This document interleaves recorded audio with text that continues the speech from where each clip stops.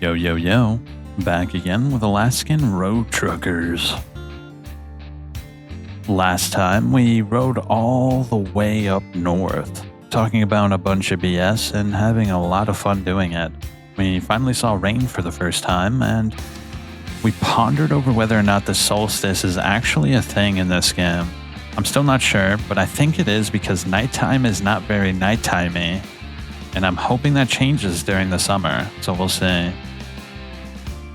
Also, System Shock 2 comes out tomorrow, or today, depending on whether or not you're watching it today, or, well, no. Doesn't matter, either way. I also played Into the Dead, Our Darkest Days. That game is awesome, bro. I really like that game, highly recommend. For an early access game, it has a lot to offer. And also, after I finish System Shock, I'm going to play Incursion Red River, which is an extraction shooter in the sense of Gray Zone, which has me quite interested. Just came out with a big update. Either way, let's get into it.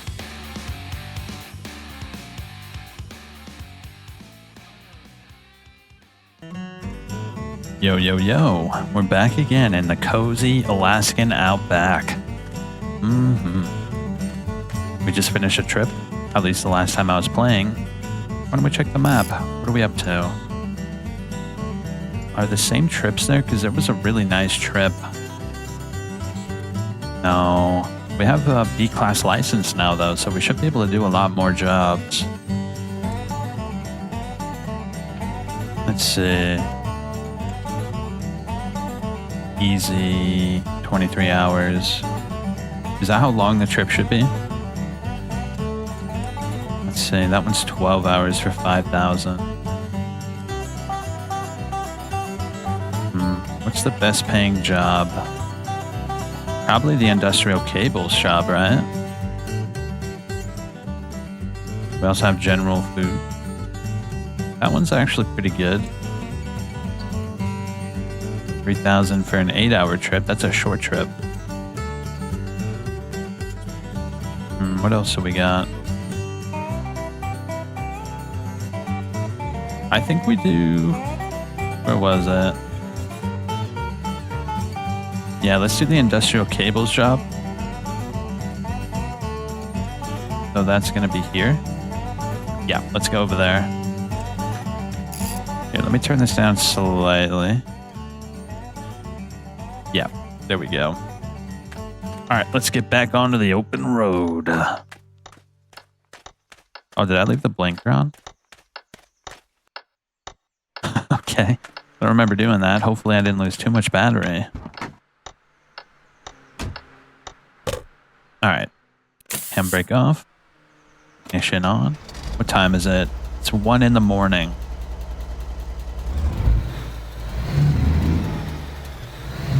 All right. What happened to... Oh my gosh, come on, bro. Nice. So I'm excited, bro. I really want to finally get out of damn summer, bro. It's so boring. Well, driving a truck isn't exactly boring, but I want to see some... See, if I wanted to play truck game, I'll just play American Truck Sim. The reason this game is interesting... Well, that's being a little unfair. No, the reason I wanted to play this game primarily is not only because Alaska is awesome, but also primarily because of the weather. Because of the snow roads. American Truck Sim is just a truck simulator. This is simulating the experience of being an Alaskan trucker. So that means that there's going to be ice roads. You're going to have to keep your truck in working order. Just a whole menagerie of things, really. And I really, really, really want to see how hard it is to ride on the ice roads in the middle of a blizzard.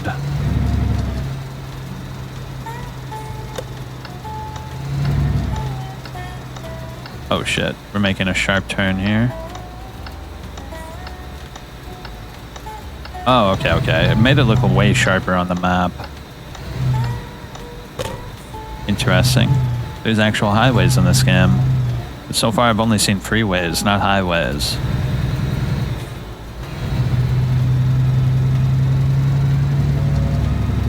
Yeah, I was gonna play a game called Incursion Red River. It looks really cool. It's like this extraction shooter, but it's interesting because not only is the locale pretty cool looking, but it just got this huge update, and that's kind of what made me want to try it out. It added like a bunch of guns, it updated the AI, it did all these really cool things that I'm interested to see if it improves the experience. I never played it before, but what kept me back is some of the reviews said that it's a little tricky solo, so oh shit. Shit. I hate how long it takes for him to reset the wheel. But yeah, it basically did a lot of shit, and it got me interested in trying it out. Alright, I gotta turn this setting up, bro. I tried it low, but it's just not working too well. Let's put it halfway. Alright. Let's get that job. How to do, partner? I'm here to take that job. You wanted industrial cables delivered all the way over to Pump Station 1? Which one's better?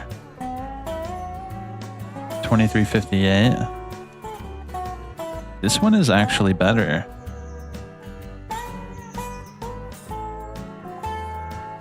Six hours. Wait, 1,100, 1,128. This one pays more and is slightly shorter.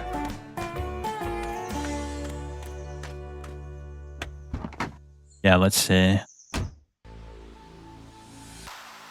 Ooh.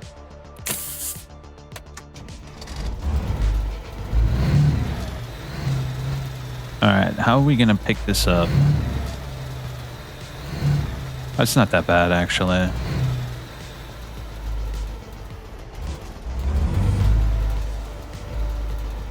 Okay.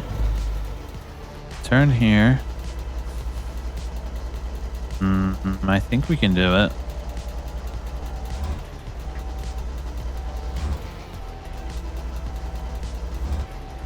No, I should have went a little bit further up.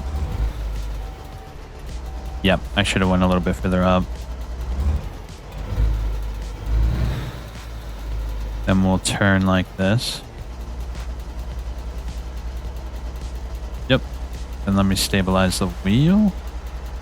Go into reverse. Looking at my mirror right now.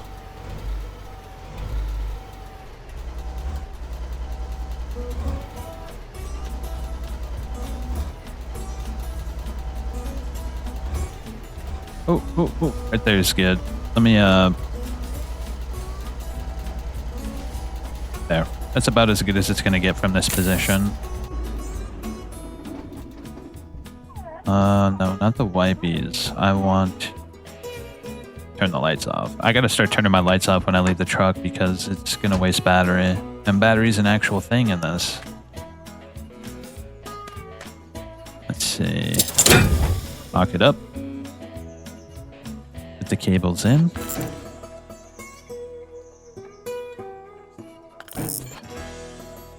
Get that red one in, and then we're gonna lift up the block.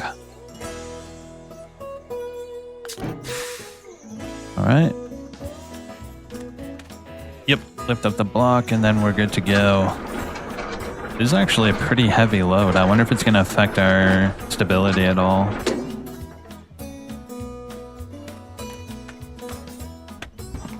Alright, we should be good to go. Yeah, we've mostly been delivering like regular truck trailers. This is our first like different truck trailer, so we might have to be a little more careful with it.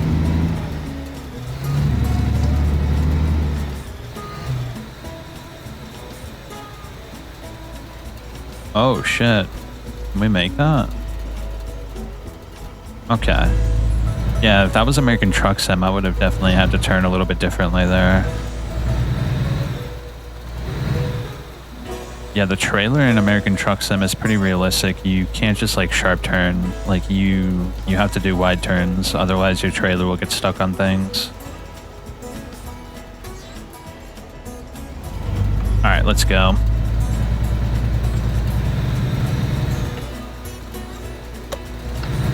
I don't want to go too fast here because we're making a right here.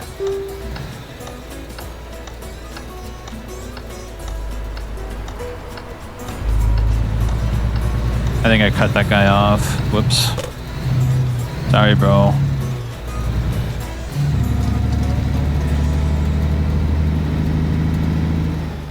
All right. Now we're on the open road, out of the side roads, onto the freeway.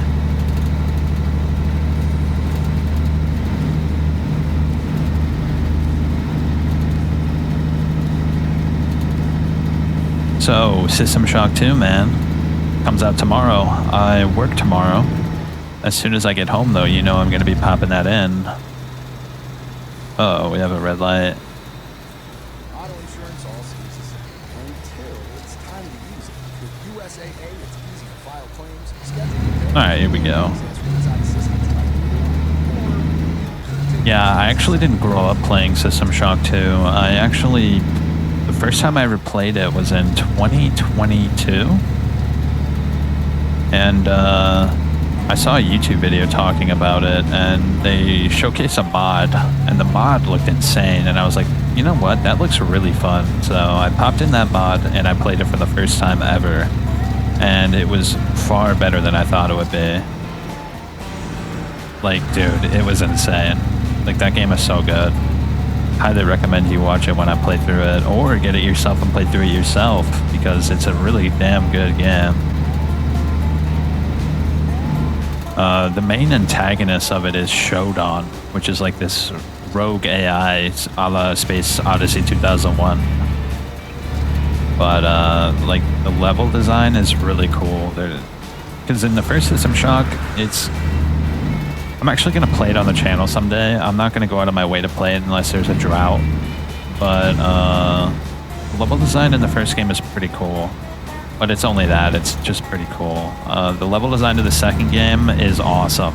I love the levels in that game. You got like apartment blocks. You've got like... I don't want to spoil it. I won't spoil it. But there's really cool levels in that game. It also has like a Half-Life-esque like train in one of the sections. It's pretty dope. Now, what I'm kind of concerned about is what class I'm going to play. Because there's multiple classes. There's like a Psi class, where you use like electronic beams and shit. There's like the Commando class, where you use like ballistic weapons, like handguns and machine guns and stuff. You also could go for a melee build. Some of the melee weapons are pretty strong in that game. But I think I'm just going to go with the Commando build because I just love guns. I think you might have noticed now, after me playing Gray Zone, Ready or Not, all of these tactical shooters, I just like guns.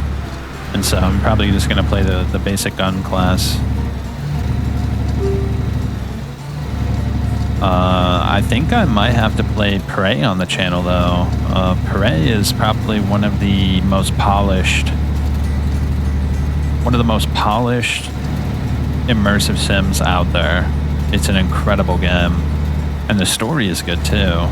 Also, there's a fan mod that I'm going to play when I do play it on the channel that makes the game 20 times harder than the base game. It's crazy, dude. There's this mod, it adds like a bunch of new weapons. It makes it so you can't save whenever you want. It makes it like Resident Evil, where you can only save in your office. And it's crazy, bro. It also makes it so the Nightmare can go anywhere. In the base game, enemies can't go through like loading screens. But in the mod, it makes it so that any enemy can go through the loading screens. So you're not immediately safe once you go through a door that has a loading screen. You actually have to be a little careful. One of the coolest parts about it, though, is it adds like a Stalker-esque solar storm into the game. So every now and again, the power will go out in the station. The gravity will start failing. It's really cool. It's like a blowout from Stalker.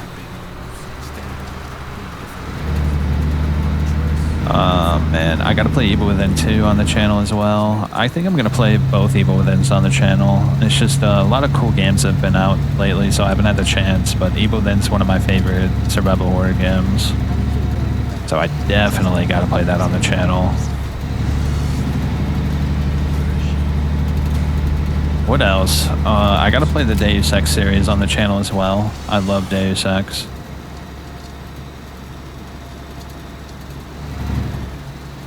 I'm really excited for Peripatea to get an update.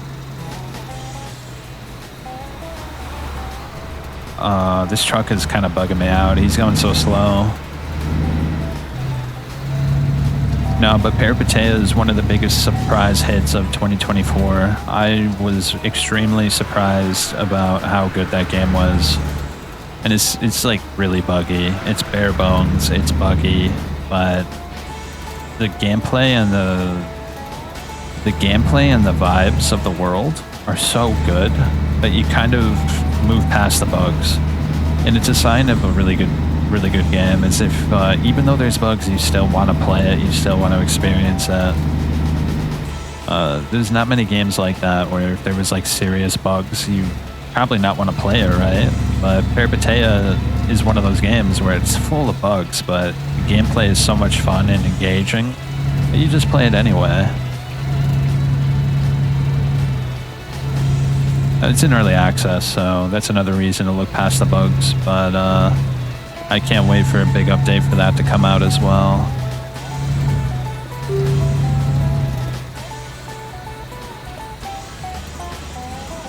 You know what's another game I'm excited for? Oh my gosh, I just had a brain fart. What was it? I was just thinking about it a second ago and then it slipped my mind. Oh, what was it? It's an early access game. Oh my gosh, I'm gonna have an aneurysm. I forgot. Doesn't matter. Either way, there's a lot of cool games in early access that I'm really excited to see get updated and fleshed out more.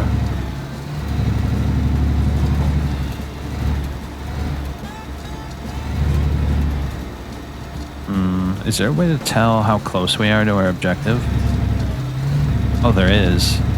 See right above my mini-map where it says 940 something miles per hour, or not miles per hour, miles. I think that's how far I am from my destination.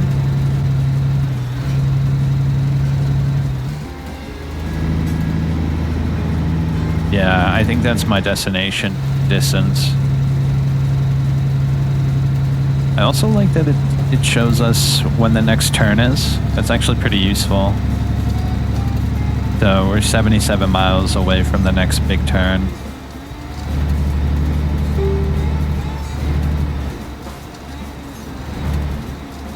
I actually think we...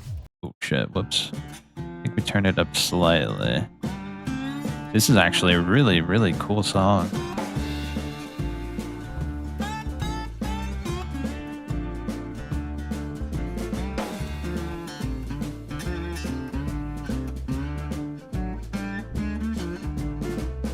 Royalty-free background music. I was like, dude, this sounds really high quality. Are you sure this is copyright free? I was kind of digging this song. Let me see. What does it say? Can I use the music in multiple videos? Yes, you can use the music in multiple videos.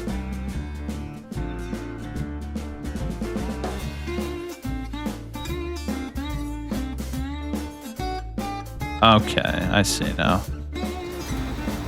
Sorry, I was getting lost in the sauce there. I'm not actually too worried about copyright claims. It's when... Well, copyright claims are the big one. There's two different copyright styles of getting hit on YouTube.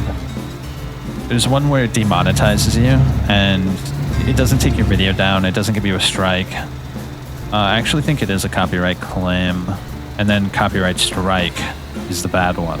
So you can get copyright claimed, and it doesn't really do much other than demonetize your video.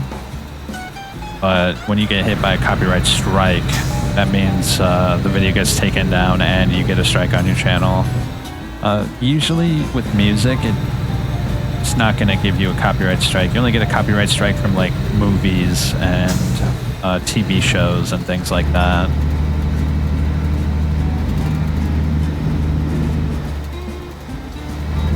But for the most part, it's not a big deal. I'm only at 300 or so subscribers, so I'm not actually too worried about monetization at the moment. But once I hit 1,000, I'm going to be a little more careful with what I do. Because if you get hit by a copyright strike and they want to follow through, you can actually get in pretty big trouble legally if you're not careful about what you do. Yo, this place looks cool. I like this area.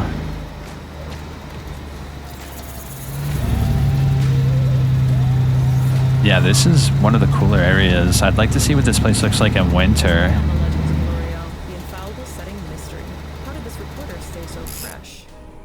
Get out of here. You know, the last couple of days, I've been rewatching the X-Files, man. I love that show so much. If you've never seen the X-Files, bro, you got to freaking watch the X-Files, bro. What are you doing?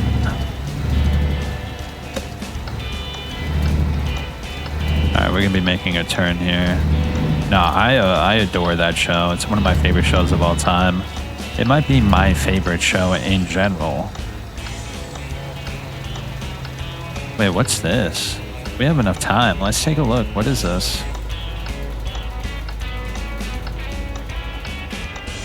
What the hell is this thing? The Igloo Hotel? Hold up.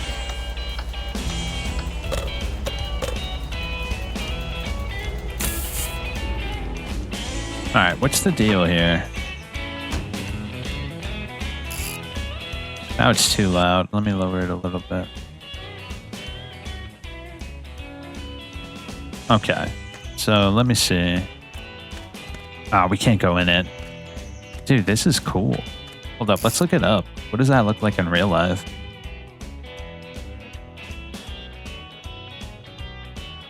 The Igloo Hotel.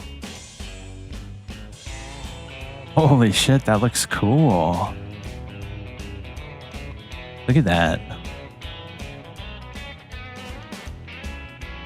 It looks a little run down. What happened? No way, bro. That looks super run down. What happened? I guess they fixed it up in this game. Is that really how it looked? What happened? Hold up. Let me see. What is this article? An unfinished dream? Have you ever stumbled upon a mystery nestled in the heart of Alaska wilderness? Welcome to Igloo City, an architectural enigma that stands as a testament to human ambition and nature's reclaiming power. We're bringing the insider guide to the abandoned yet fascinating igloo-shaped hotel. So it's abandoned. Yeah, look, that's the same sign. See?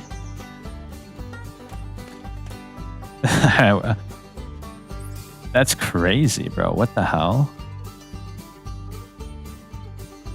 Situated near Cantwell, this unique structure boasts a fascinating history. Don't miss a chance to include this remarkable stop in your itinerary. In the late 70s, an ambitious project began to take shape in Cantwell, Alaska. A Missourian who found his calling in Alaskan wilderness envisioned a unique lodging experience. Interesting. I like that. That's cool.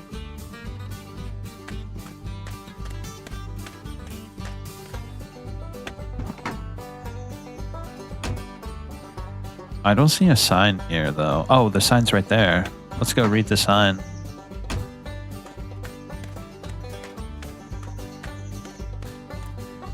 Igloo City. A large, concrete hotel that was built in the 70s. Inside are 4 floors of empty space because the construction was never completed due to failure to meet building requirements. It has had many owners since then, but now only serves as a tourist attraction. Well, you guys should have made it dirtied up a little bit. This looks like it's still in working order. And in the picture we saw, it was like rusted out, dilapidated, falling apart.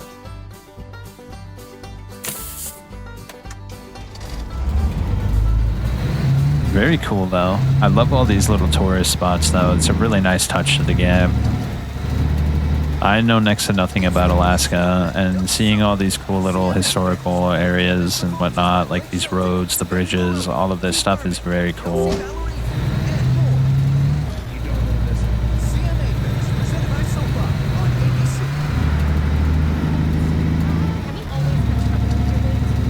Yeah, I really like this section of the map.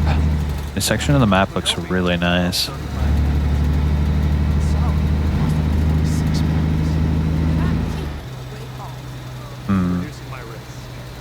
Yeah, I wanted to talk about the X-Files, though. I love, love, love that show. And if you haven't seen it, you have got to watch it, man.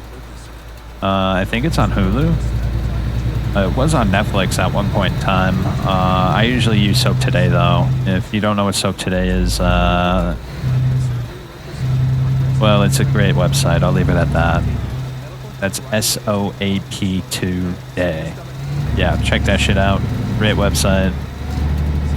But, yeah, X-Files is incredible. I actually got to buy the DVDs, bro. I really do. They're just expensive. They're like... Let's see. X-Files full series DVD. How much is it? Yep, $122, bro. The reason I haven't bought it is because I don't really use DVD players ever. Like, it would literally just be like a shelf decoration. But if the world starts collapsing and DVDs are the only way to get your shit, I'm definitely gonna buy that before the collapse. I mean, dude, like, if you got your hands on an X-Files DVD and the world collapsed and the only thing you would be able to watch is like the stuff you own, that would keep you forever entertained. Because the way the show works is that there's like... So this is actually where the Monster of the Week came from. It came from the X-Files. So every Monday, there would be an episode that would continue the overarching narrative. So the overarching narrative is Fox Mulder, the main detective of the X-Files. His sister got abducted by aliens. And so the overarching narrative is him searching for answers and trying to find out if aliens are real or not. That's where the famous "I want to believe" comes from. He wants to believe that aliens are real because he thinks his sister was abducted by aliens. But, so every Monday they would have an episode that continued that narrative with, like, conspiracies, government intrigue, like, pretty much, like, the craziest shit you can think of. Those episodes are always fun because it's like, how deep does it go? How deep is the swamp? How deep is the government corruption? How far is the government willing to go to hide the truth from the people? You know, that's like the basic overarching narrative of the show. But then every Thursday, and this is back when TV had like time slots and stuff like that, and people didn't just like stream everything. But so every Monday was the regular episode that continued the story, and then every Thursday was an episode that was random. It'd usually be like its own self-contained story. And so the X-Files has 11 seasons. Each season's like 25 episodes, or 24 episodes. So just add that up. That's like almost, shit, how much would that be? If there's 25 episodes, 15 times 11, let's just say 15 times 10, there's about 150 episodes of like random but cool like monsters. And it goes all over the place, bro. Like, there's one episode where they're stuck in like an Antarctic like base, and there's like a thing like monster that infects people's bodies, and they have to figure out who's infected. It's like a motif on the thing. It's directly inspired by it. there's also episodes that are about werewolves. You have like vampires, you have demons, you have ghosts. I mean, you name it, they've done an episode on it. And that's why if the world was coming to an end and I can only choose one series to bring with me to the outpost, it would be the X-Files. The X-Files, bro, because there's literally an episode for everything. They have like Native American like deities. They have like Jewish like golems. They have like, bro, they got everything, bro. I'm telling you. And so if you gotta watch the show, bro. I'm obsessed with it. Big ass hill, bro. What the hell?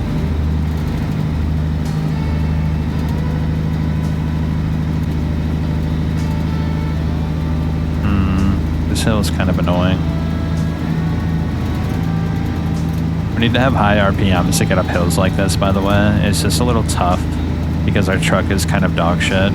Our horsepower is pretty low. Hold up, let me fix my GPS. Nah, but I have a few favorites. I think one of the most classic episodes in terms of just like monsters of the week is the episode that's kind of like Cops, which is incredible, by the way. It's one of the best it's one of the best TV episodes ever aired on TV, and I stand by that. Hold up, let me look this up real quick.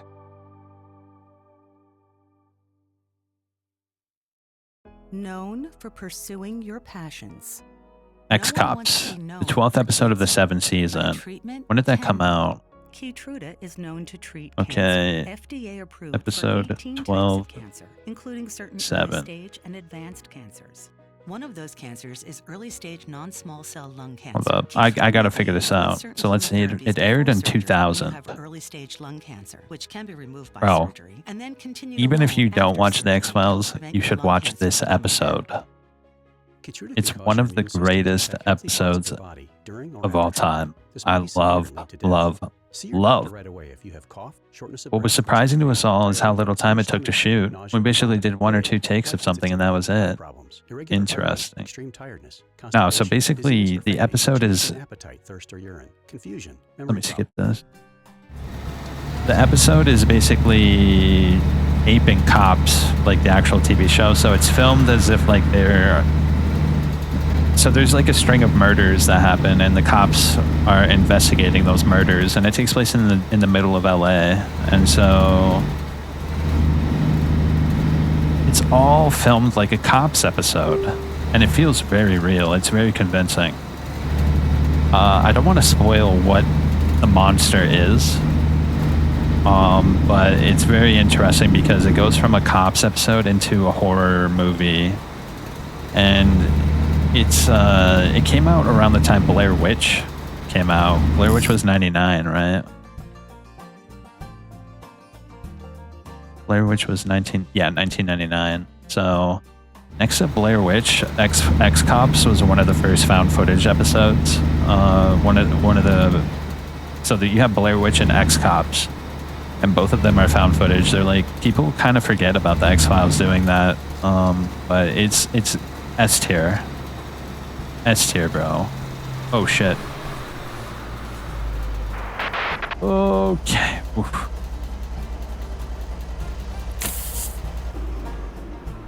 Don't worry, guys. I'm gonna get this shit done.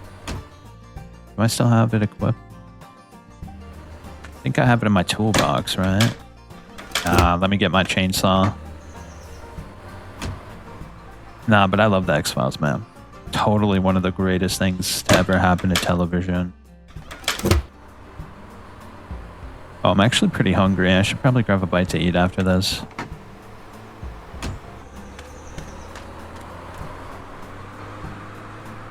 Here we go.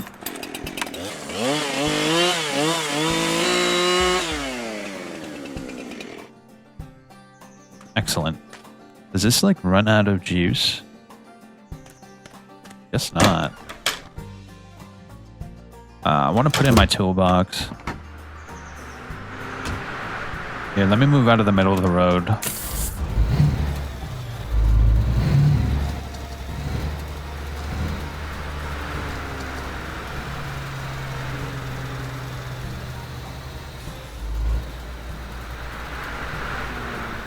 Okay, that should be good. Where's my hazard lights?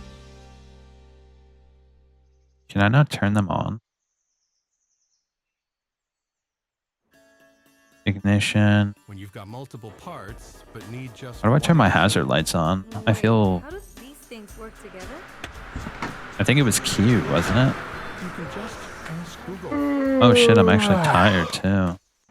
Since 1983, Nissan has been assembling award-winning vehicles right here in America. What was I doing? Now we've lowered Oh, I any wanted to salt eat. on That's what it road was. and path Yeah, let me grab a so you bite can to get eat the real car you quick. want at the price you want at the Nissan Summer Sales Event. Let's see. Meatloaf. Was my inventory full? Oh yeah, it is. Let me put the headlight bulbs toolkit. Cool in. And let me actually do this. Seeing as the chainsaw is like the biggest thing we use in terms of tools at the moment, let's put it in here.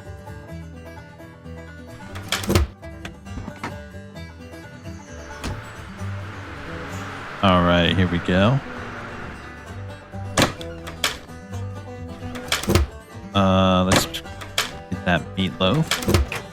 Cook it up. Oh, did you see it spoils? I didn't realize food spoils. Oh shit, look, it all spoils. Well, if that's the case, we should drink it now. Hold to eat. Hold to eat. Hold to eat. There we go. Should we rest? No, I think we can make it to the next destination to sleep.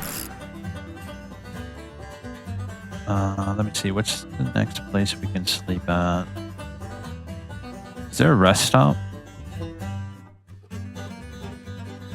Wait, is that our destination? Oh, okay. I was about to say. Is there a motel anywhere? We definitely need to sleep. How about we just sleep here? Can we get in trouble for that?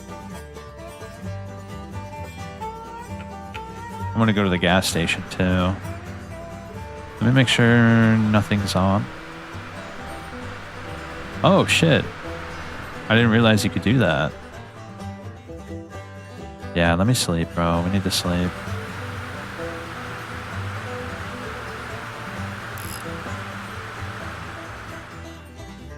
I don't know if we'll get in trouble if you're sleeping on the side of the road like this.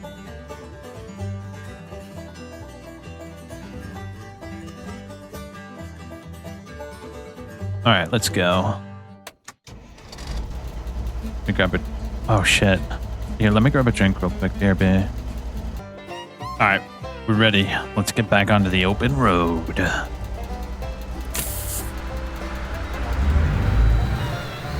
Alright, nobody coming behind us.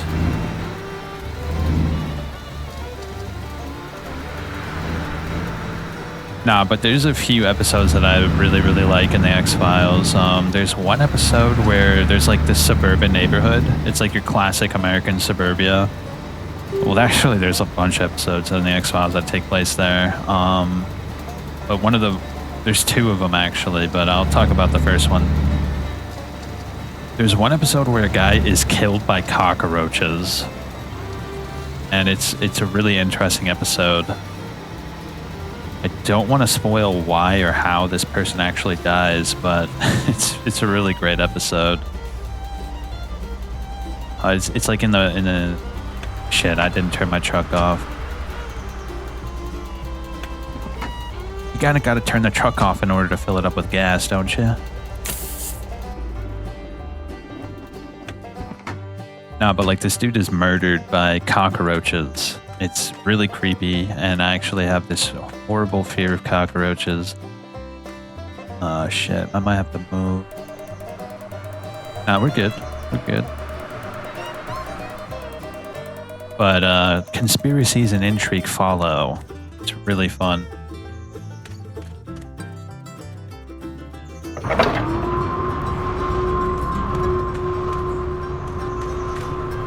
Okay, we somehow made it.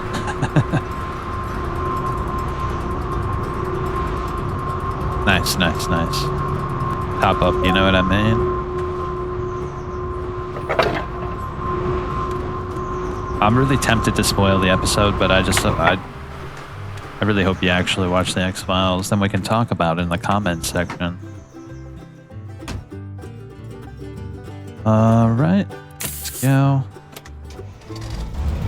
One of my other favorite episodes is later on in the show. There's an episode...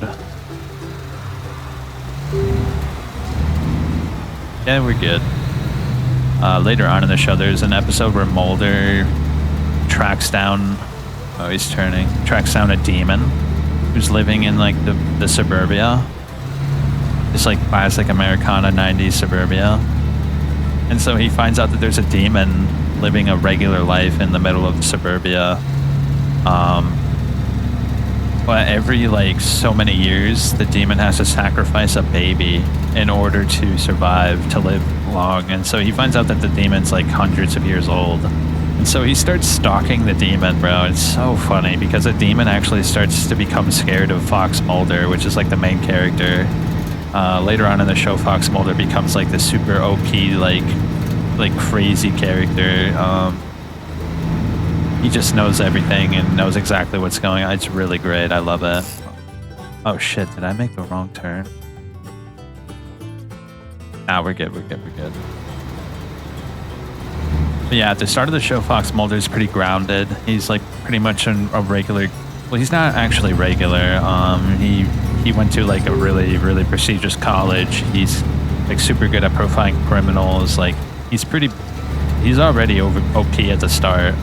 But later on in the show, they kind of play into the fact that he's like super like knowledgeable, and they make him even more overpowered than he already was. And so in this episode, he finds out there's a demon living in suburbia, and he starts stalking the demon to the point where the demon actually starts getting really scared of Mulder. And it's really funny. Like, there's a scene where the demon's driving a car down the road, and then he stops at a stoplight.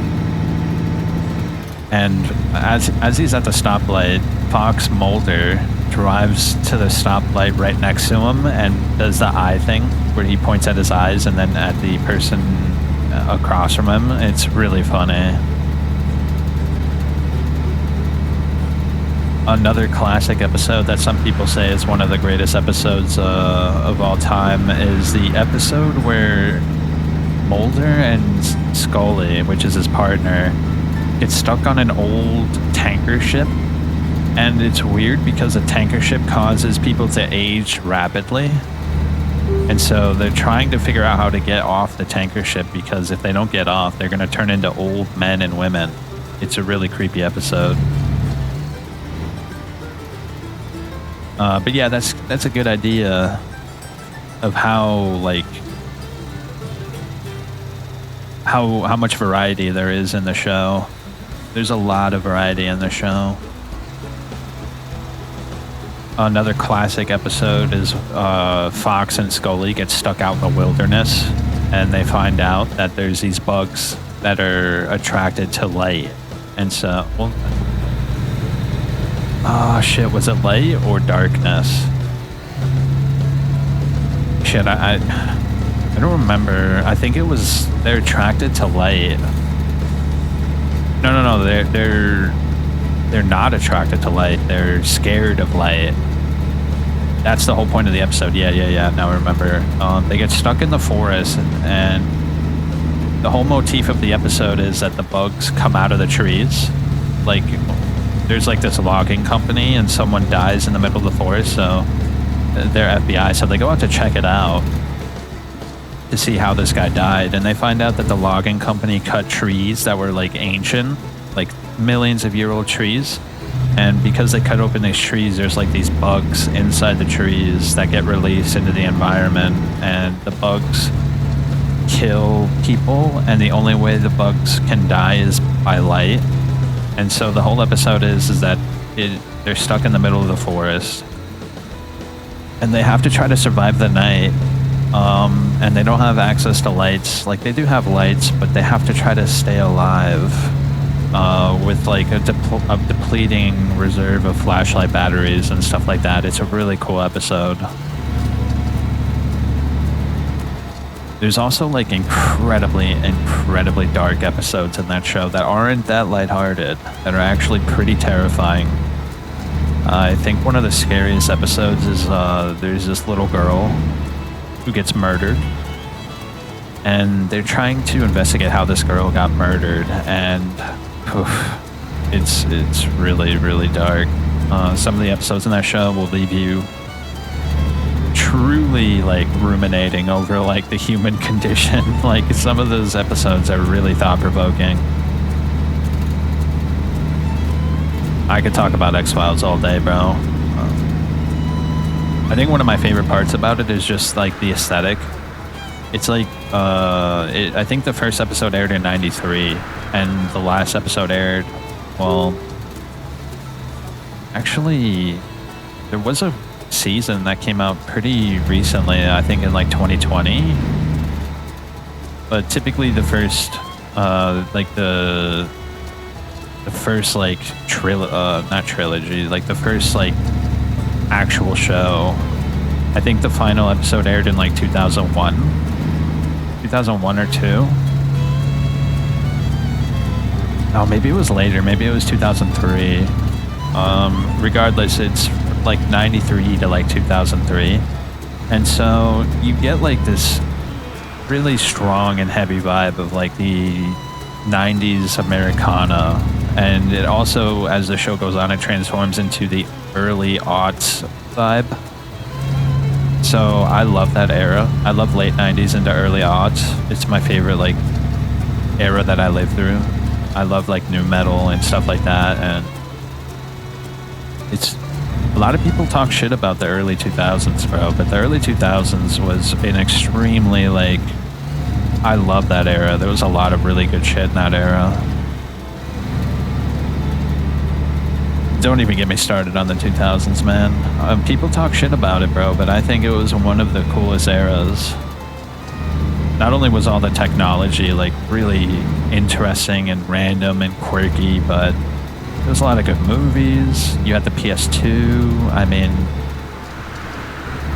Fruitigo Erigo. Like, you had a lot of really cool, like, design sensibilities. There was also a lot of techno optimism. Like, people had hope for the future. And so that techno optimism bled down into actual, like, culture and society. People were actually pretty optimistic about the future then, as opposed to now. And so a lot of the things that happened in that era were just like, love that era, bro. I just remember riding my bike down the road, listening to Mudvayne and System of a Down, blasting Deftones. Like, that was my era, bro. I love that era.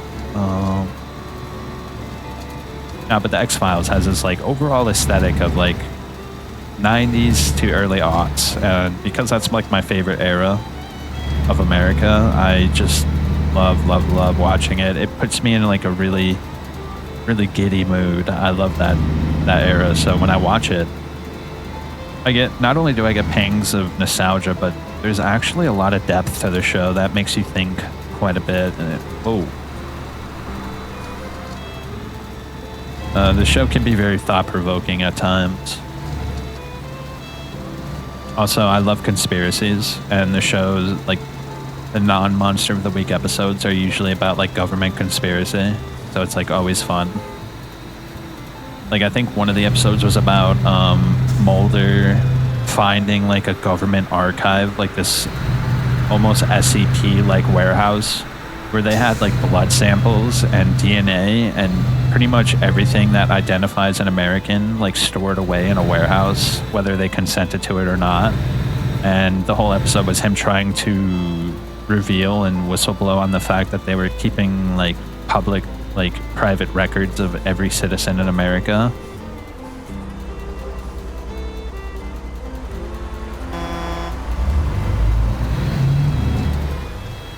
Come on, bro. Really? What a little bitch, bro. He could have went, but he kind of, like, stopped for some reason.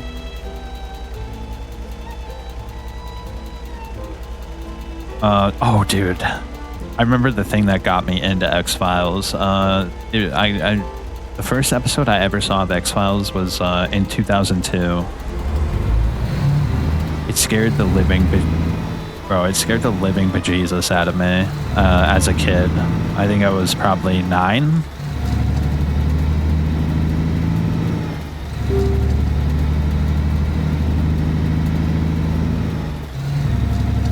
Yeah, I think I was... Let me see. No, I think I was 8. 8 years old in 2002. 8 or 9, in that general ballpark. But my mom used to be really into American Idol, and we would watch it as a family back then, every day around 7. I think it came on at like 6:30, 7 p.m., and then X-Files would come on after it. And so we ate dinner, we watched American Idol, and then X-Files came on. And my parents probably regretted it at the time, but they allowed me to watch it. And it was this episode where this Indian guy without any legs, he would go around on a scooter and only kids could see him. And he would crawl up people's buttholes and live inside the people and puppet them like a puppet. And for some reason, only kids could see him. And so he would go around killing kids' parents and then pretend to be their parents to get away with it when the police investigated. And golly, dude, it was such a scary episode, especially for an 8-year-old to see. I couldn't sleep for like a week after seeing that, bro. I mean, it's just ridiculous, bro. When I say it and think about it out loud. An Indian guy with no legs, who's hundreds of years old, crawls up people's buttholes, eats their liver, puppets them, and then moves on to the next victim. Ridiculous, but also extremely terrifying. And I saw that as an 8-year-old, and ever since then, I've always wanted to see the X-Files, but because I had night terrors after seeing that, my parents wouldn't let me watch it until I was older. So I only really got into it when I was probably around 13. But I remember my uncle would put it on for me when I was like 12 or 13. Every day after school, I would go to my uncle because he lived right down the road from us. So I would ride my bike over and I'd be like, yo, uncle, put on X-Files. And we would watch X-Files all the time. And one of my fondest core memories is I went to Albertsons because my parents gave me a small allowance, and I bought cinnamon apple tea and graham crackers, and it was snowing. It was like blizzarding, bro. And so I went to get the hot cinnamon apple tea and graham crackers. And then I rode over to my grandma's house where my uncle lived and put on the X-Files for me. And we would just watch it, and I would have my tea and eat my graham crackers and watch X-Files. It's the coziest memory I think I have. So it's definitely a special place for me. I mean, there's not many other shows I can rave about like that. I mean, True Detective Season 1 was pretty good. I really like True Detective Season 1. One of my favorite shows. But Season 2 and 3 and 4, whatever, I don't even know. I don't like them at all.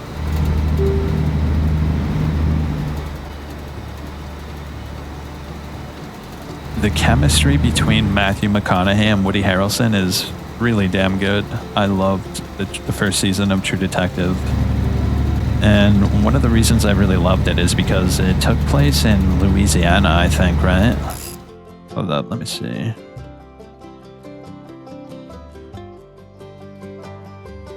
Let's see. Oh no, like here. Where did it take place? Oh shit, where did it take place?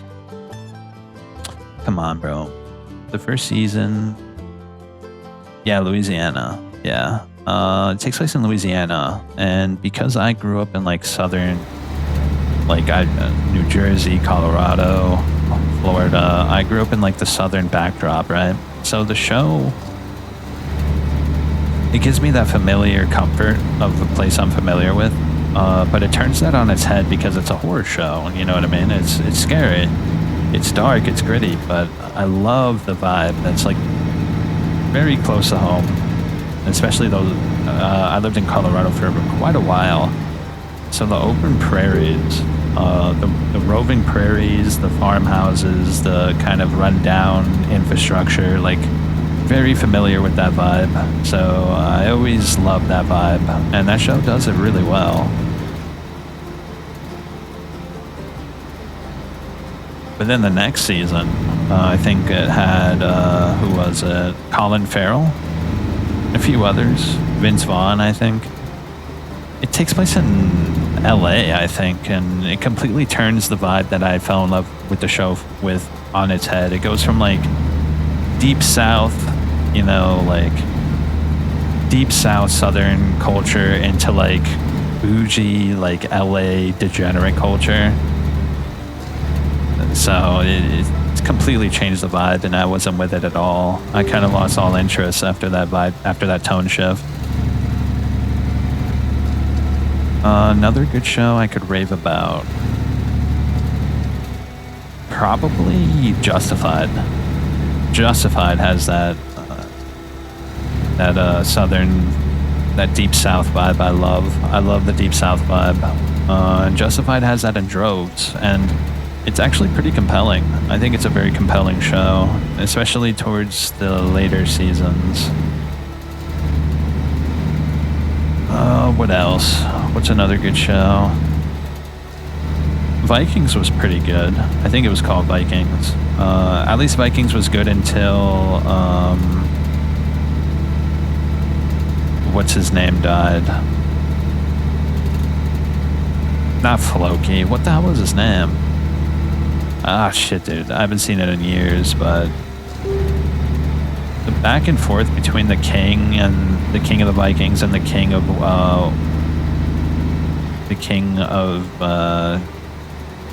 shit. Yeah, I haven't seen it in so long. I completely forget. Like, I have the pictures in my brain, but I don't have the names. I'm pretty bad with names. No, not Welch. Shit, I don't remember. I'm not gonna look it up, but basically there's this really cool back and forth between the king of the Vikings and the king of the Brits. And they're like nemesis, right? They hate each other. The Vikings are invading Britain. Like, they're pillaging and raping and killing. It's bad news. And so obviously the king of the Vikings is at odds with the king of Britain. But over the course of the show, they actually develop respect for each other. And it's really interesting because the king of the Vikings, I think he converts to Christianity towards the end of the show. But he had to keep that to himself because obviously the Vikings were worshipped like pagan gods. But it's really interesting. There's a lot of cool dynamics in the show, a lot of cool character progressions. But I probably shouldn't spoil it. It's definitely worth watching though. But yeah, the back and forth between the Viking King and the King of the Brits was really cool. I remember really having a good time watching it. And those are probably like the big ones that I watched. I don't really watch too much new television. I think a lot of new shit is kind of bad. There was something I was interested in watching though. I don't remember the name of it though.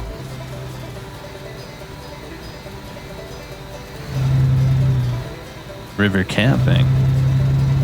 Oh, I remember this place. We made a stop there already.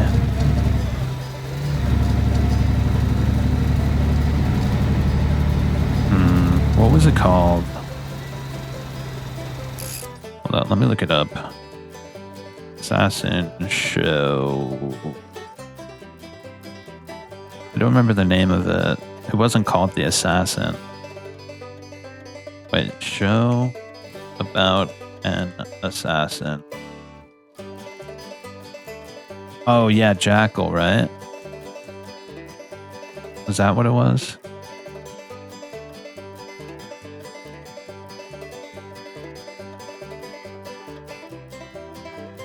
Hold up. Damn, what was it called, bro? I really wanted to watch it, but I haven't seen it yet, but it looked really cool. What was it, like Night of the Jackal? Oh, shit. Recent Assassin TV show. Damn. The Day of the Jackal, that's it. Let me see. Yeah, dude, I really wanted to watch this. Apparently it's really good. And apparently another season is coming out, so it's probably worth getting into, but I've seen a lot of YouTube shorts about this dude. He seems like a cold-blooded killer, dog. Oh my gosh.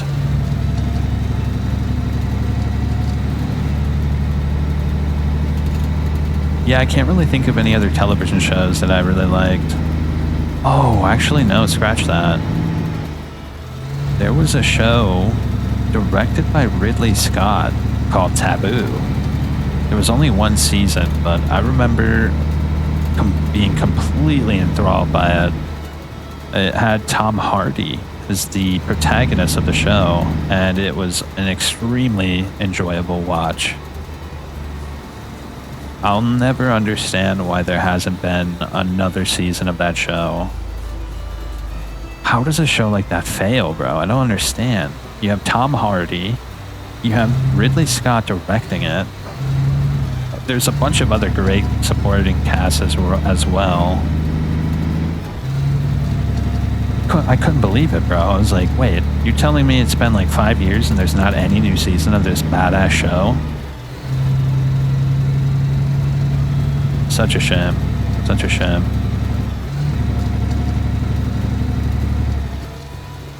I mean, I could say Twin Peaks. Twin Peaks is obviously a classic from the 90s. But it's more of like a long movie.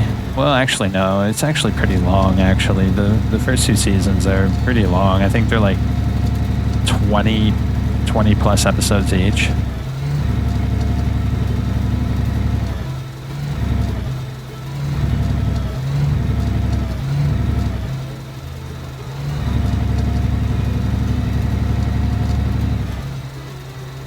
Oh, man. I do remember it being very interesting. I think his name was Mark Frost. Yeah, I think because it was directed and written by Mark Frost and David Lynch.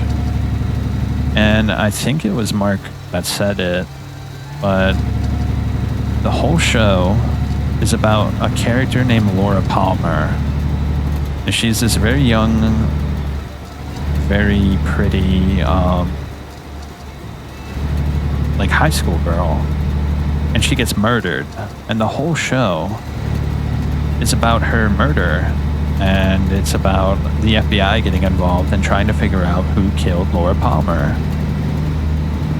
And I thought it was interesting because the whole point of the show was to never reveal who killed Laura Palmer, at least not until the very end.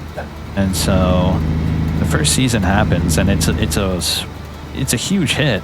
People are loving it, bro. But the TV execs say, David, Mark, we gotta reveal who killed Laura Palmer. But David Lynch and Mark they fought tooth and nail to not reveal who killed Laura Palmer. But the TV execs forced them, almost at gunpoint pretty much, to reveal who killed Laura Palmer. And because of that, David Lynch left the project. He said, screw it, I'm out. You guys took away my creativity and freedom in this project, and so I'm out. And while the show is still fun while the show is still fun and enjoyable to watch after they reveal who did it, it loses a lot of that mystery, a lot of that compelling narrative. It takes the gas right out of the show. It kind of ruins everything, to be honest. So, it's a shame, and it's also a good allegory.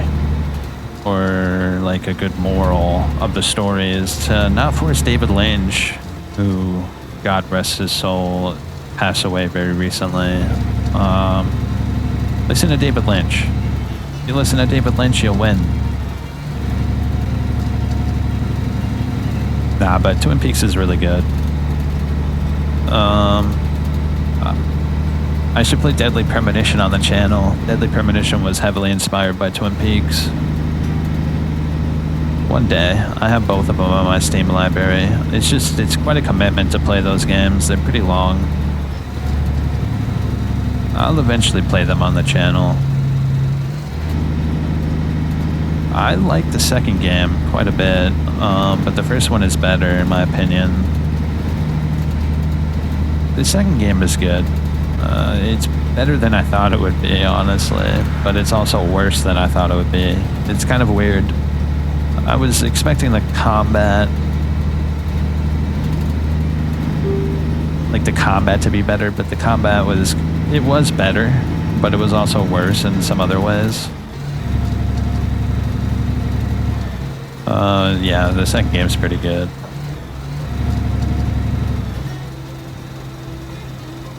I can't really think of any other TV shows that are like etched into my memory.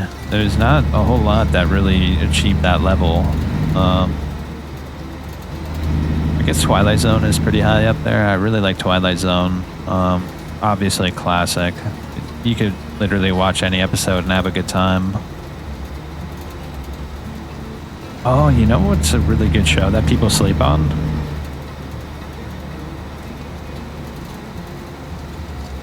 Miami Vice.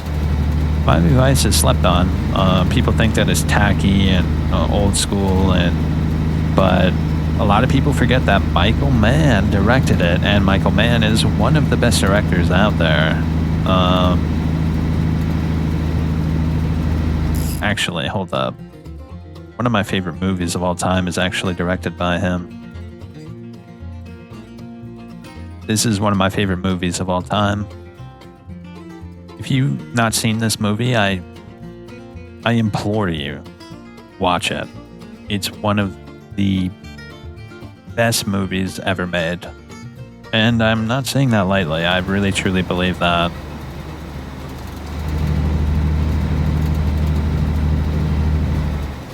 There's so much in it that is so surprising. The cinematography is so good that it feels like it's a modern movie. The only thing that sets it in the 80s is the music. The music is very 80s, but in my opinion, that's to its appeal. I love like the heavy synths but like the camera work and the cinematography is so incredible and so well done that it feels like it was like a digital camera. Like, I don't know how he did it, bro, but it's something else. It's something else. But one of my favorite scenes in the movie is there's a scene where the main character, he's an FBI agent, right? He's a criminal profiler. It's based off of the Hannibal series. It takes place in that universe. It's based off of the Red Dragon. But there's a scene where he's on an airplane and he's going over the case files, and there's like pictures of the murders that happened. And he's having a dream on the plane. And in the dream, he sees his wife on the ship, and they're having a good time. They're drinking beers, you know. It's a beautiful dream. But the cinematography of that scene is... Hold up. Let's just watch it. I gotta watch it. We'll watch it. Yep, we gotta see it.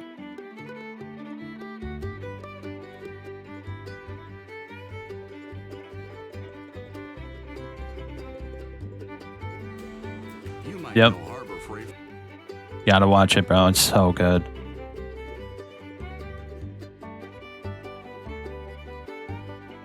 Okay, yeah, so there's this scene where he's got like the murder victims. He's setting up a criminal profile while he's on the plane.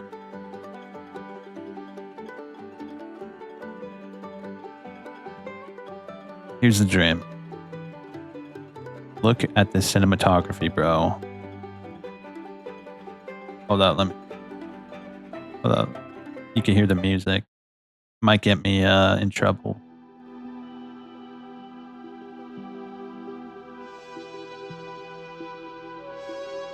Oh, it's so good. It's so good, bro. Look. There's a scene.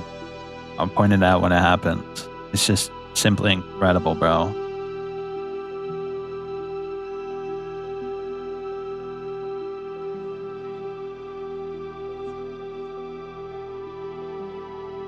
He's dreaming on the plane with his case file set up. That's his wife.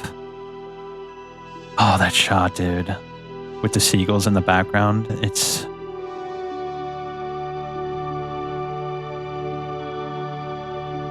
What a scene, man. Oh, golly, bro. That scene is incredible, bro. Are you kidding me? Oh my gosh, because it's like... I love contrasting scenes. So the beauty of the dream, he's thinking of his wife. He loves his wife, but he can't see her because he has to catch the killer. And the dream is so beautiful. He's out on a ship by the ocean with the seagulls flying, the synths are blaring.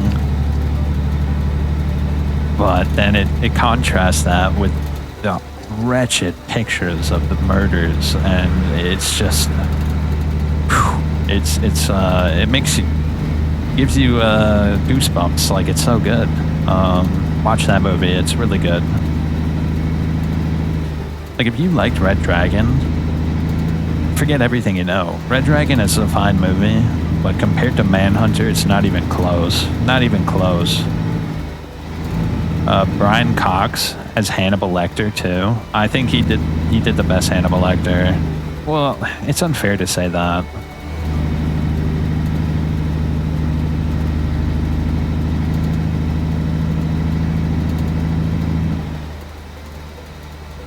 So, Anthony Hopkins as Hannibal Lecter is good, but it's also over the top. So Hannibal Lecter is like supremely evil, almost like a caricature of what an evil villain would be like, right? He's like so over the top. But Brian Cox's Lecter is scary because of how do I put it? So Brian Cox does such a good Lecter, bro, and it's because he's only in the movie for a very short amount of time, but from the moment he meets Will Graham, which is the character's name, Will Graham is the criminal profiler. Like, from the moment he meets Will Graham, because Will Graham needs his help to catch the criminal, because obviously Hannibal Lecter is extremely intelligent and he knows how to catch a killer. He's just like the guy to ask, right? But from the moment he comes across, he comes on screen, he's manipulating instantly. And Brian Cox does such a phenomenal job portraying a psychopath. Because Anthony Hopkins' Lecter is obviously a psychopath as well, but it's like a caricature. But Brian Cox's Lecter, it feels real. I don't know how to describe it. You have to see the movie to really get it. But there's this really cool scene in the movie where Hannibal Lecter finds out where Will Graham's wife and kids are staying. And it's really creepy because he hacks into a phone and then he calls up, like, because back in the day they used to have phone operators who you could ask for general information. And he, like, manipulates the phone operator into giving away, like, you know, she doxes him inadvertently without realizing it. But it's really cool because Brian Cox is he portrays how manipulative Hannibal Lecter really is. Literally, there's not a single moment where Hannibal Lecter is not manipulating someone. But what's also cool about it is he shows Hannibal Lecter's ego, because that's what gets Hannibal Lecter caught in the end. He has this extremely bloated ego, and there's like these quips where he'll be like, "Did you see my work in the newspaper? like, you know, he wants Will Graham to assuage his ego, you know what I mean? And so not only is he manipulative, but he's also like extremely conniving and egotistical. And Brian Cox is able to portray that in an overt way where like a normal layman person wouldn't really notice that he's like seeking like I'm not good at describing it, but if you watch the movie you'll get what I mean. So Anthony Hopkins' Lecter is good. It's not bad. He received a lot of awards for a reason, but he's also kind of fantastical and like a character of what Hannibal Lecter would really be like. Brian Cox rounds the character, and personally, I always like the more grounded approach to villains. Like, if you play like Far Cry, you know, like Voss and Ming and Joseph, like those villains are over the top. They're like caricatures of what a villain would be like. But I personally like the more grounded approach to villains. And Brian Cox does a really damn good job of that.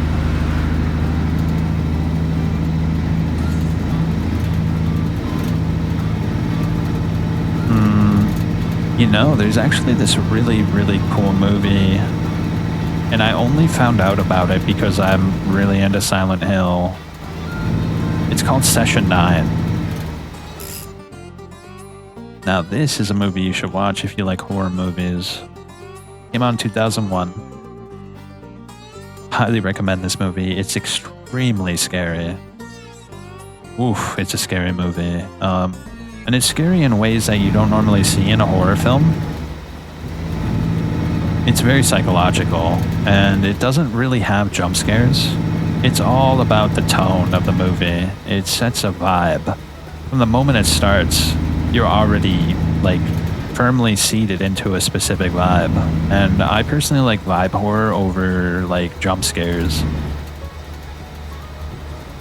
It's a little slippery. I'm actually kind of sliding a little bit. But it's a really good movie. Highly recommend it. One of the reasons I like it is because of how psychological it is. Basically, this team of blue-collar workers who clean out asbestos. They like clean old buildings to be repurposed or demolished safely, because you can't just demolish a building full of asbestos. Otherwise, the people demolishing it will get extremely sick. So yeah, they go into this old asylum. Oh shit. The rain is actually, on the dirt road, the rain is actually really slippery. Yeah, I almost slipped off the road multiple times just now.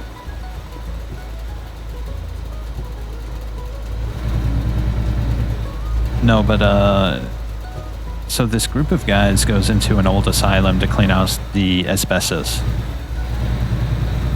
And you have like the dumb young kid who's into rock and roll. You have like the greedy, self-conceited guy who just wants to get the job done, doesn't really put too much effort in, but knows what he's doing. You have, Horatio from CSI Miami's in it. So he's kind of like the hard worker, the go-getter.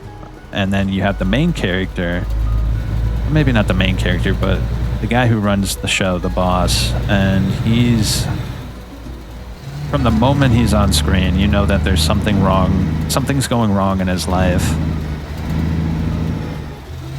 And it plays into that very deeply, and it's really disturbing once you find out what's really going on. And it builds up on that vibe. But there's this scene in that movie where one of the characters finds old tapes in the asylum, and it's all centers around this multiple personality disorder character. So she has multiple personality disorder, and she has like a bunch of different personalities,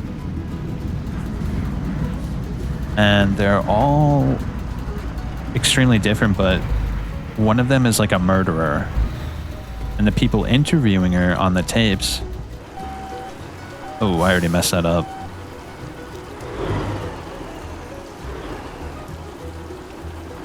Let me concentrate real quick.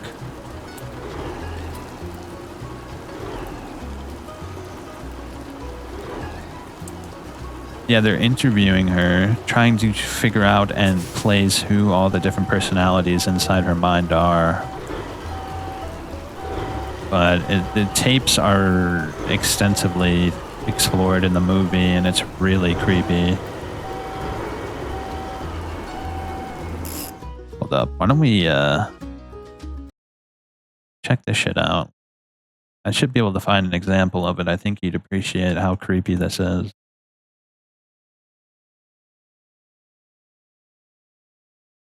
The tape recorder. Yeah, listen to this shit.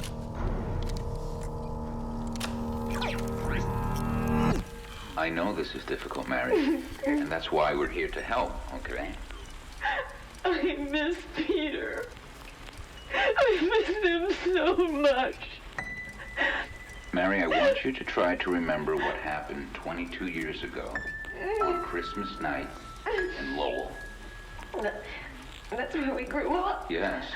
Can you tell me what happened that night in Lowell? Nothing happened. Mary, something did happen. That's why we have these sessions, to help you remember, so you can get better, okay? No. No, I can't remember. Final note. The patient is showing extreme agitation. She is putting her fingers in her mouth. Mary? Mary? We'll leave it at that. I'm already uncomfortable. It's such a good movie. Oh, man. It gets way worse than that. But, I don't want to spoil it. Definitely check that movie out. It's really, really good if you like horror movies. Definitely in my top 3 of all time.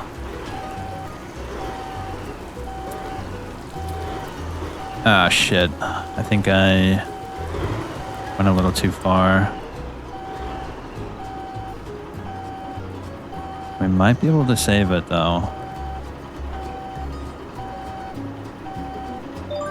Ooh, ooh, ooh. We take those. We take those.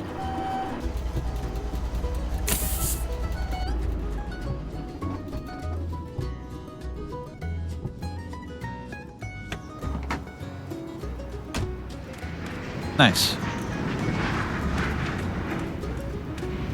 Only had 5 hours left. Man. Gotten it tight there. Oh yeah, unhitch. Whoops.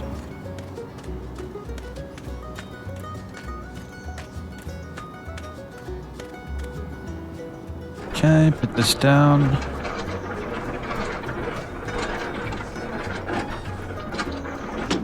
Perfect. And then we... Uh-oh, we need sleep for RuneScape, brother.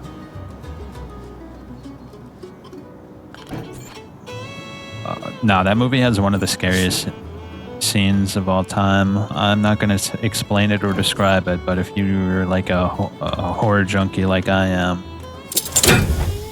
highly recommend it. There's just such a vibe to that movie. I think vibe is one of my favorite words, but it's like the only way I can describe a lot of these specific shows is that they just encapsulate a very particular vibe. And the vibe word is like such an expansive word, but it's really the only way to describe it because I'm a vibe hound. I love a good story, but a lot of the time the thing that gets me into a lot of movies and TV shows is just how it feels, the vibe. Like, let's go over to the motel.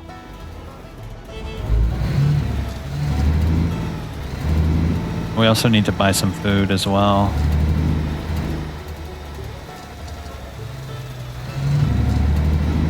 But a lot of the shows and movies and games and TV shows and whatnot that I like, what gets me into them and what makes them have a lasting impression on me is how they feel. So like Manhunter, for instance, it encapsulates a very particular era in the 80s.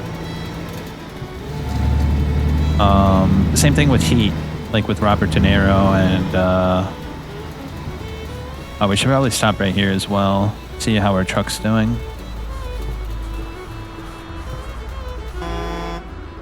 How we doing over here? Do some basic repairs. Yeah, it does look like the price doesn't go up on these, so why don't we let it run down a little bit more?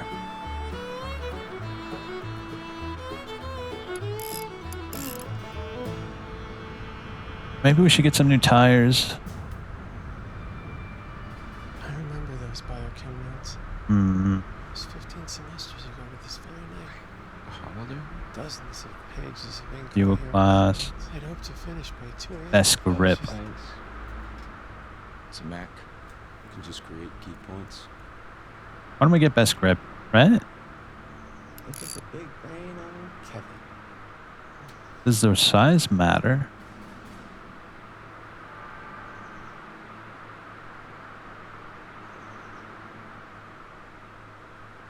Take the heat, protect from damage. You could do big, why not, right? Serum from L'Oreal. Our formula with bonding care Nah, let's save our money, we don't need it. 50 degrees, 7 times stronger hair in just one use. Prevents breakage as well as the leading $30 bonding oil. Everpure from L'Oreal. You're worth it. But yeah, the vibes, bro.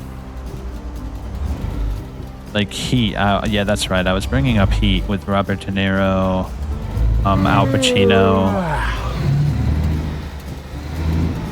Where's that motel at? Oh, it's over there. Oh, okay. I almost did a oopsie there. I put on my lights so people can see.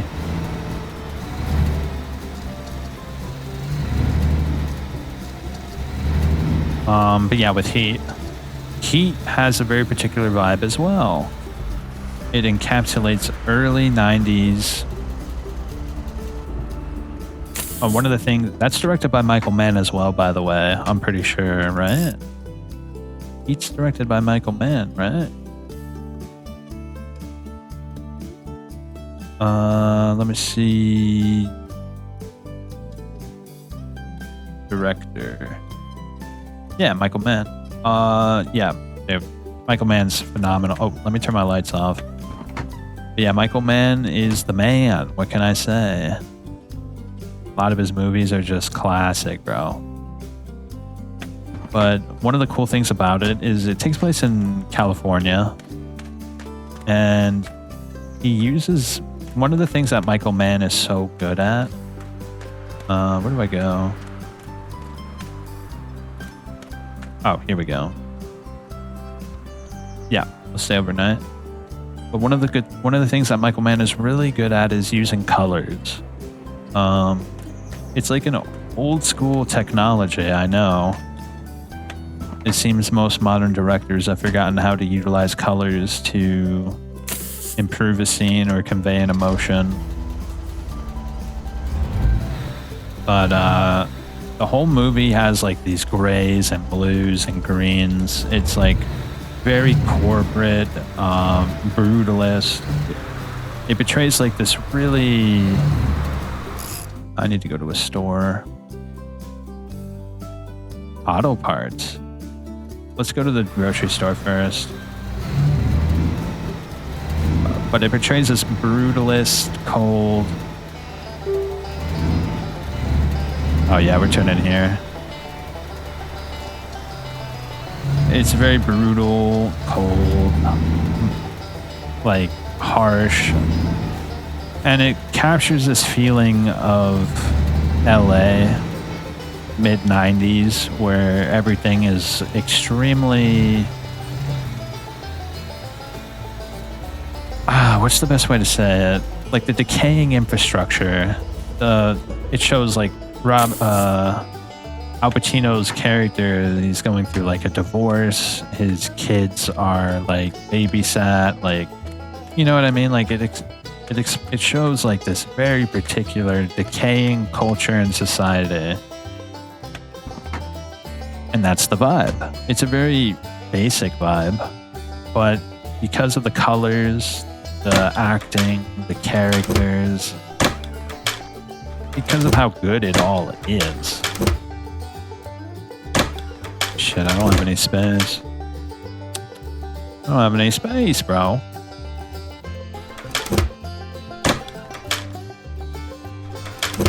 Alright, well, we're just gonna have to make multiple trips. But that's like the best way to describe it is because he's able to use all of those techniques in his filmmaking. It captures a very particular vibe. Oh yeah, we gotta eat, bro.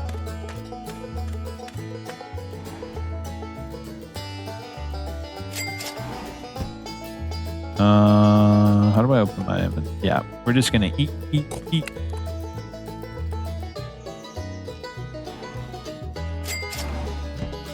Might take a while. You know what? Let's go cook this stuff that I just bought instead. But with Session 9, it captures this very particular vibe with like fractured relationships. It has this heavy motif with the asylum, and it's a very particular vibe, bro. Oh wait, we can't cook that. We don't have an oven. Shit, I just bought that for no reason. I don't have an oven. We need microwavable food. Actually, I think we can cook that at our HQ, so it could come in handy later.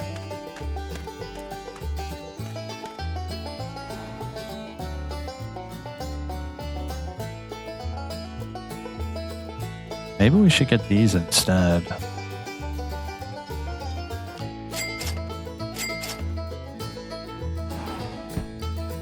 Yeah. Let's eat these. This will fill us up all the way. I don't know what the deal is with that. What's the point of cooking food and all that if it provides the same nutritional value? The only real thing you need is the MREs, right? There's no benefit to cooking the food. Oh, wait, there is. At least when it comes to frozen food. Yeah, look, it spoils in a lot longer. It's not... It's pretty negligible. It's pretty negligible. Yeah, I'm not sure. Maybe there is a difference and I'm just not seeing it. Let's buy a bunch though.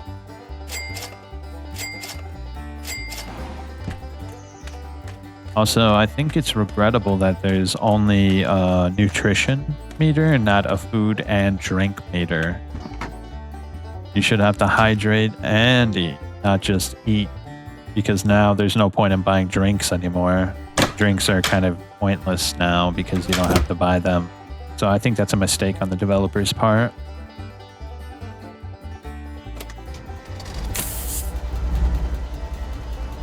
We should go over to the auto parts, see if we can see what's going on over there. I'm actually kind of curious.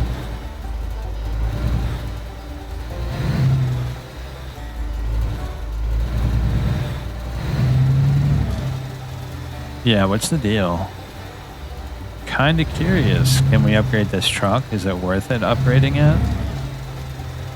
I'd rather get my hands on...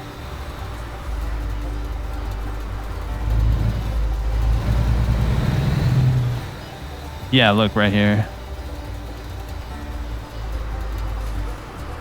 Let's see. Maybe this has something that other stores don't have.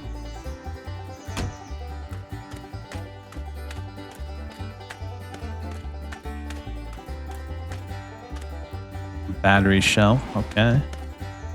What's this? Toolkit, wipers, tire, chain, chainsaw, scraper, air filter.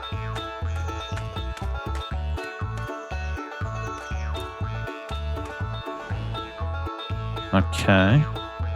What's the point of the painkillers? I don't understand that. Can we actually have problems with pain? not sure. I don't know. Maybe it'll become apparent once we get to the next seasons. Alright, let's see. Any jobs?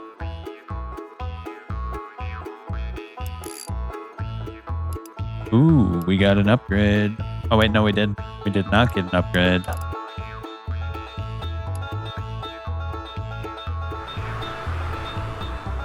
I should probably do the repairs on my own so I could level up the repairs, right?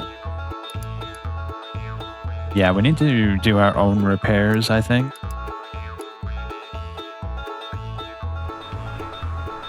Why don't we do that? I think I have replacements for a few of the things. Let me see. I have engine oil, coolant.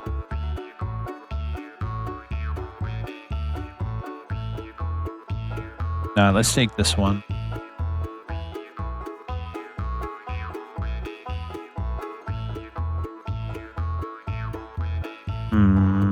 We could put that away. And then I'm going to take the toolkit and the fuses. We might as well replace all that stuff, right? We should get XP for doing that, I think. Let me grab a drink.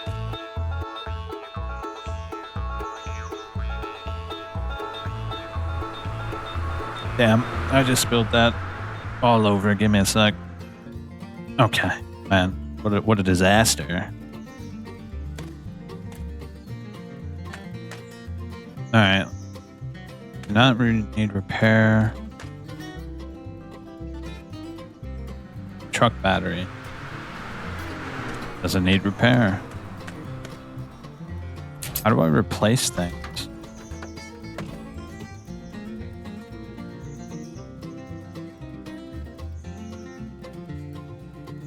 Oh, look, we can do a little bit of this. Ooh, that was almost bad.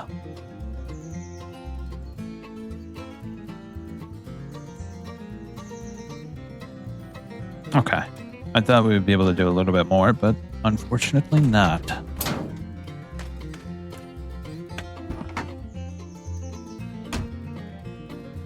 I almost overfilled it. See, it's yellow right now. Let's put that away and that away. Oh shit, I didn't even realize jackets have durability. Uh-oh. We better buy ourselves a new jacket, bro.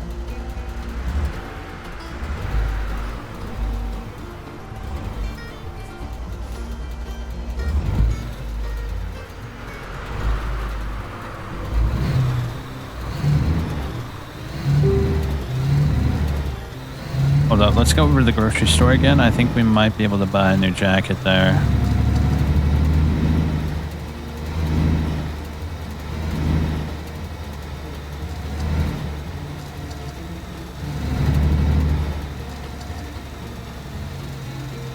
Yeah. I think so. Hopefully.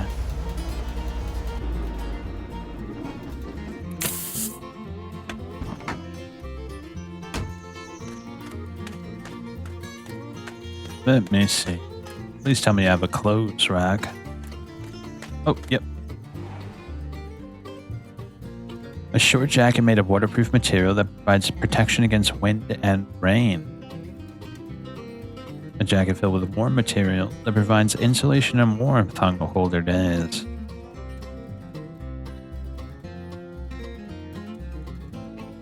Okay. Maybe we should... Wind and rain.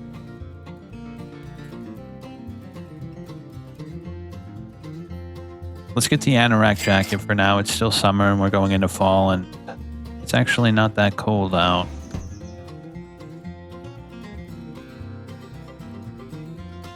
Can I drop? Yeah, let's just drop that shit on the floor, bro.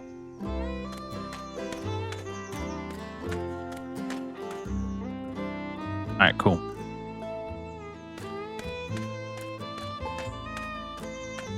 Now, what should our next job be? Let's see.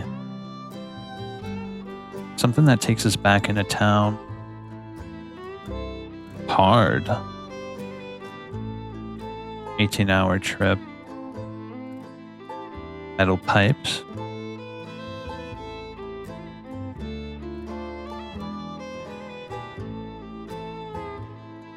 No, we don't have the license for any of those.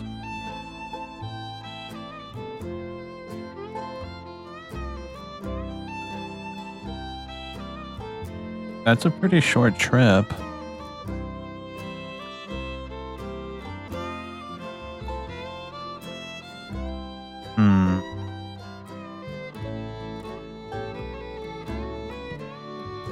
Maybe we should do that.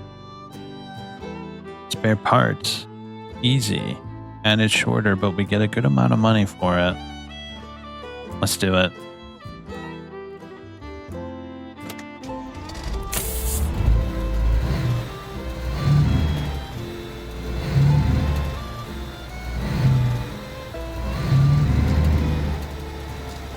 Here we go.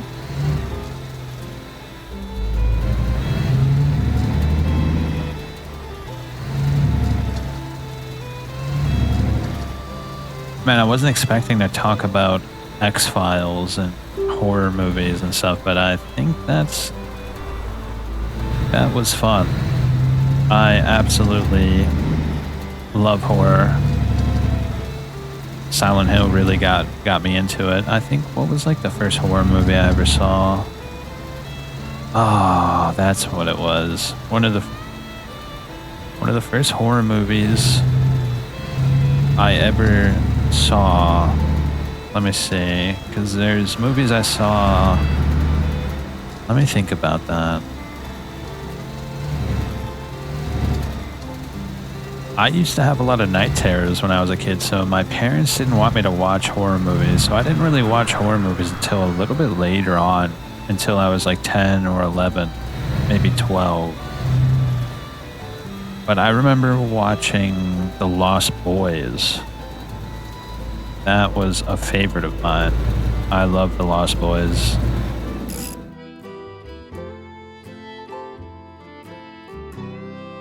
Really, really good movie. Kiefer Sutherland. A couple of other guys, Corey Feldman, before he was a complete wreck. I love that movie though. It's one of those movies that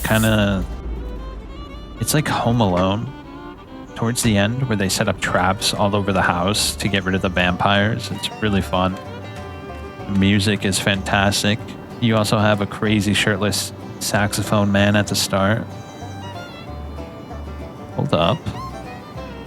Oh, we don't have the license. Yeah, let's do this trip.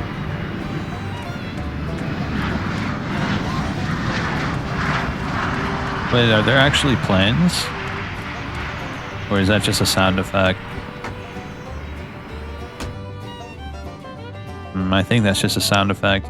Still pretty cool though. See, that's a vibe thing. We may not have been able to have the budget to make airplanes fly through the skybox, but we had the ability to add vibes to the game, so that means almost just as good as the real thing, isn't it?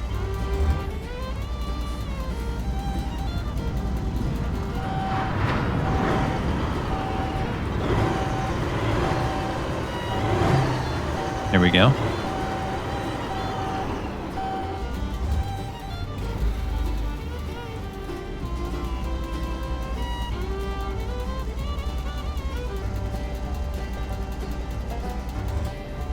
Oh, right there.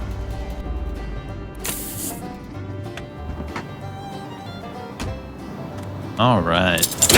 Lock up. Cables on. Oh, whoops. There we go. This is so satisfying.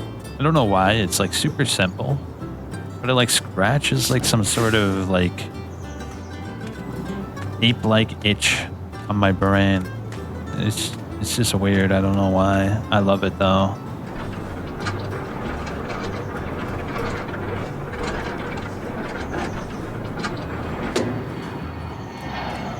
Alright, we're good to go. I think we're good to go. Hopefully I didn't forget a step.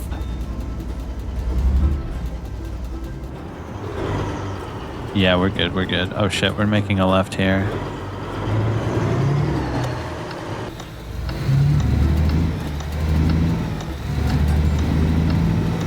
So where are we going?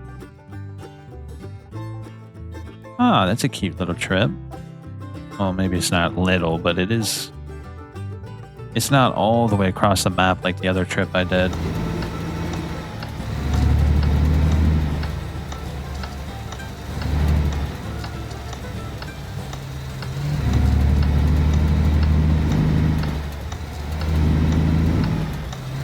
Here we go.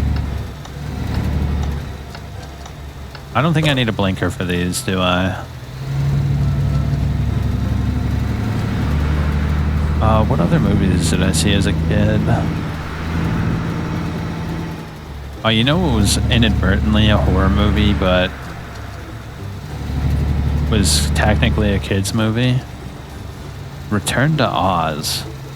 Hold up. This is what... Oh my gosh, you ever see this shit? When did that come out? 1985? Look at this. This is truly something special. Look at those things, bro. They're called wheelers. They used to scare the shit out of me. This is probably the earliest quote-unquote horror movie I ever saw. Return to Oz. It's really dark. I don't know what they were thinking calling that a kid's movie. There's like this queen at the end where she like removes her head and puts on other heads. Golly, that movie was wretchedly terrifying for a kid. That's probably the earliest horror movie I can think of as saw as like maybe like a 4 or 5 year old. No, the movie that did the most damage I saw when I was probably 11 or 12. It. The TV series with Tim Curry. I saw that way too young and it scarred me. I had trouble sleeping for a very long time. I was a Weenie Hut Jr. back then. Truly not something a kid should see.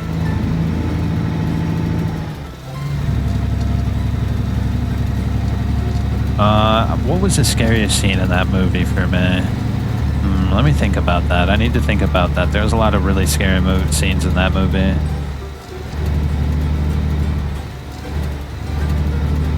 Alright. A couple come to mind, but I think the one that did the most damage, there's a scene where the fat kid is taking a shower in the school gyms. And Pennywise comes through the drain. He like opens up the drain and peeks his head out of the drain.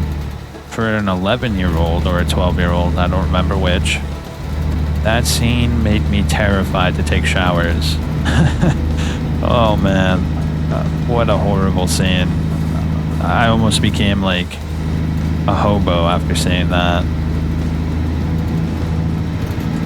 Luckily though, I still take showers, I promise. What's another good scene from that movie? You know what's another really terrifying scene? It's more towards the start of the series.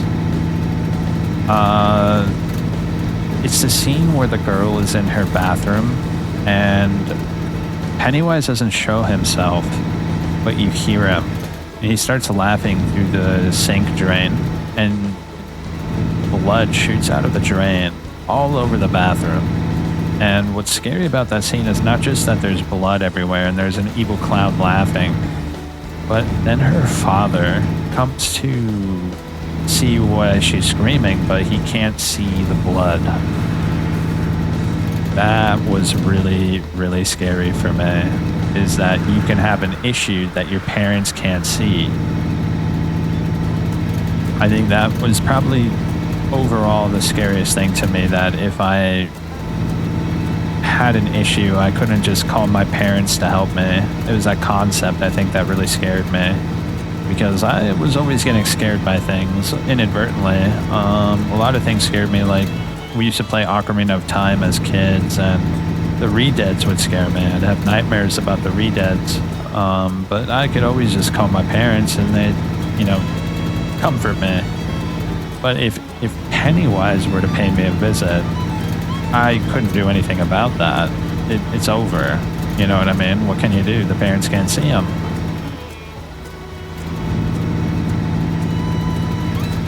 And I think Tim Curry played that role so well. It was better than it had any right to be. Without Tim Curry, that series wouldn't have been even close to as good as it was. I mean, the kid actors did fine. They did a fine job. But Tim Curry, he really brought that role to life, man. And it's... I think I stopped getting scared probably around 16. I stopped really caring about that probably around when I was 16, but even when I was 15, I still had in the back of my brain when I would take a shower or when I was going into a dark room, I would always have in the back of my brain Pennywise. It was always something that I would think about and be like, I wouldn't be scared and like it wouldn't scare me, but it would always be like a little teensy weensy thought in the back of my brain. What if?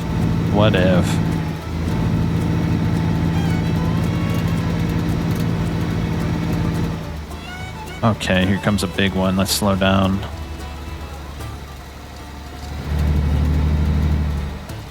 Ah, shit. I think I actually have to call it here. I was too busy talking about movies and didn't even realize the time. Here, we'll pull over by that shack over there.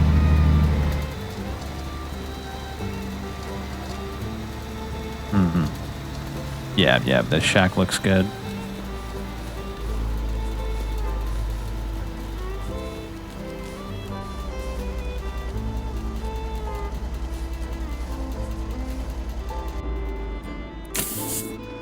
All right. It's a good thing we can save.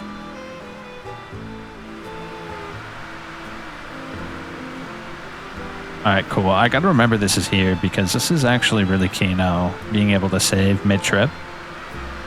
Also, I like the coffee staying nice. See, that's part of the vibe, bro. This is the vibe right here.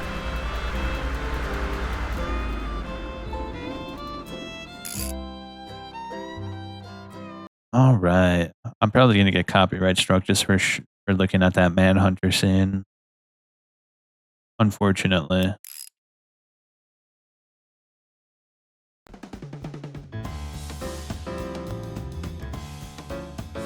All right. Get out of here.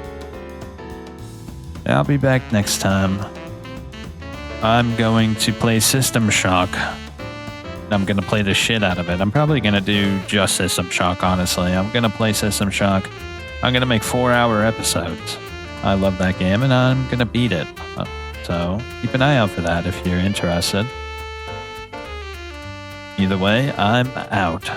Have a good night.